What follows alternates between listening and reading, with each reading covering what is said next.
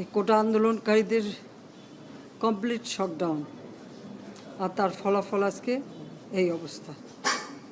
সমস্ত দাবি মেনে নেওয়ার পরেও তাদের আর সে শাটডাউন শেষ হয় না। কী কারণে আমি বুঝি না। আমরা তো সম্পূর্ণ দাবি মেনে নিয়েছি, একটা মানলে আর একটা, আরেকটা মানলে আর একটা, আর এর ফল আজকে জ্বালিয়ে পুড়ে সব একদিকে সরকার, আর আজকে কত মানুষ জীবন হারালো, কতগুলি মানুষ পঙ্গু হয়ে যাচ্ছে, কতগুলি মানুষ। এবং ঠিক এই 2001 সালে এরকম তাণ্ডব বিএনপি জামাত জোট চালিয়েছিল। আওয়ামী লীগের প্রায় 21,000 নেতাকর্মী হত্যা করে, কত মানুষ গুলি খেয়ে তাদের ঘর বাড়ি হাত পা কেটে দেওয়া, চোখ তুলে দেওয়া, মেয়েদের রেপ করা, এই তাণ্ডব ছিল। আবার 2013 সালে অগ্নিসন্ত্রাস, 13, 14, 15 আগুন জ্বালানো, সব যে গাড়ির ভিতরে, বাসের ভিতরে মানুষ, সেখানেও আগুন জ্বালানো। 23 সালে সেখানেও সেই তাণ্ডব, আর প্রতিবারই পুলিশের উপরে আঘাত, পুলিশের হত্যা, মানুষ মেরে ঝুলিয়ে রাখা, পুলিশ মেরে ঝুলিয়ে রাখা, গাজীপুরে আমাদের কর্মী মেরে ঝুলিয়ে রাখা। এটা কি ধরনের রাজনীতি আমরা জানি না। যেখানে দাবি করেছে প্রত্যেক দাবি আমরা মেনে নিয়েছি, আর মামলা তো তাদের না, আমার করা প্রজ্ঞাপন হাইকোর্ট বাতিল করে দেয়, সরকারের পক্ষ থেকেই তো আমরা আপিল করি, এবং ওই হাইকোর্টের সে রায় সেটা স্থগিত করে দেওয়া হয়। তাহলে তো আবার কোটা থেকে যায়। তাহলে আন্দোলনটা কিসের জন্য ছিল?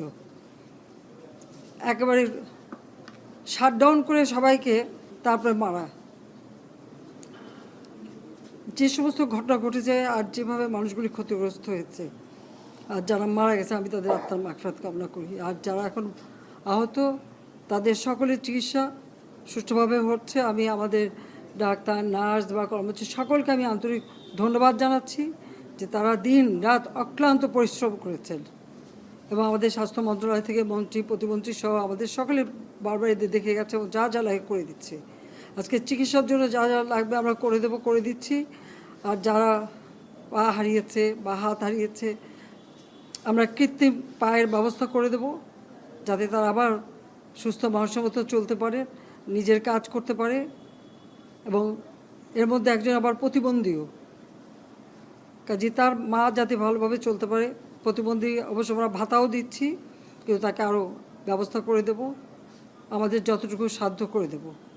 কিন্তু আমার দেশবাসীর কাছে আমি বিচার চাই, কি অপরাধটা কি করেছি যে এইভাবে, যেখানে আমি মানুষের ভাগ্য পরিবর্তনের কাজ করে যাচ্ছি, মানুষের জীবন মান উন্নয়ন করেছি। আজকে বাংলাদেশ সেই 2008-এর বাংলাদেশ আর 2024-এর বাংলাদেশ তো এক না।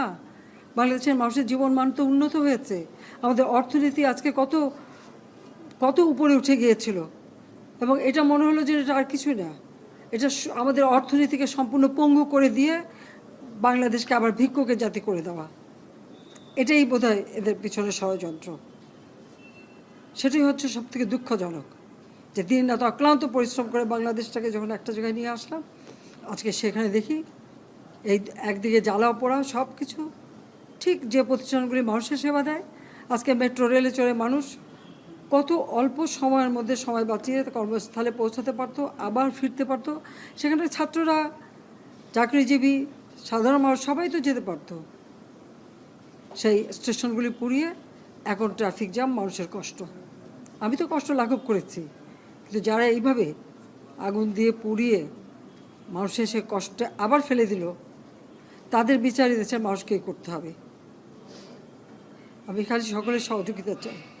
আর এইভাবে মায়ের কোল খালি হোক এটা আমি চাই না, কারণ আমি তো বাবা মা সব হারিয়েছি। আমি তো জানি হারাবার ব্যথা কত কষ্ট, কিন্তু সেই কষ্ট বুকে নিয়েই তো ফিরে আসতে এদেশের মানুষের জন্য। এখানে আমার তো কোনো চাওয়া পাওয়া নাই। আমি তো আমাদের ছেলে মেয়ের জন্য কিছু করিনি, শুধু তাদের লেখাপড়া, নিজেরাই চাকরি করছে, নিজেরাই পড়েছে। আমি কতটুকু করতে পেরেছি, কিন্তু আমি দেশের মানুষের জন্য করেছি। আজকে অন্তত মানুষের ভাত কাপড়ের ব্যবস্থা, চিকিৎসার ব্যবস্থা, তাদের কাজের সংস্থা সবই তো করে দিচ্ছিলাম। যখন আমরা এক উন্নয়নশীল দেশে মর্যাদা পেলাম, তখনই এই তাণ্ডব করে ঠিক যে জায়গাগুলি মানুষের সেবা করবে সেই জায়গাগুলিতেই আঘাত, শিক্ষা প্রতিষ্ঠানে হল ভেঙে দেওয়া। সবচেয়ে দুর্ভাগ্য যে ভিসির বাড়িতে আগুন দেওয়া। এর আগেও একবার ঢাকা ইউনিভার্সিটিতে ভিসির বাড়িতে আগুন দিয়েছিল, আপনাদের মনে আছে।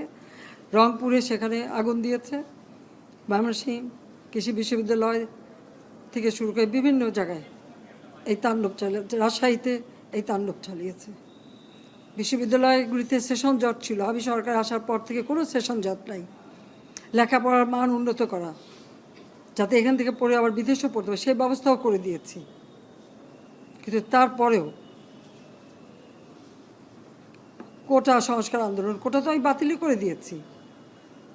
আমি আহ্বান করেছিলাম যে একটু ধৈর্য ধরো, হাইকোর্টের শুনানি হবে, হাইকোর্ট যে রায় দেয় না, তারপরেও এই আন্দোলন হবে। আজকে এই যে এতগুলি মানুষের জীবনের ক্ষতি হলো, এতগুলি পরিবার ক্ষতি হলো, এর দায় দায়িত্ব কাদের?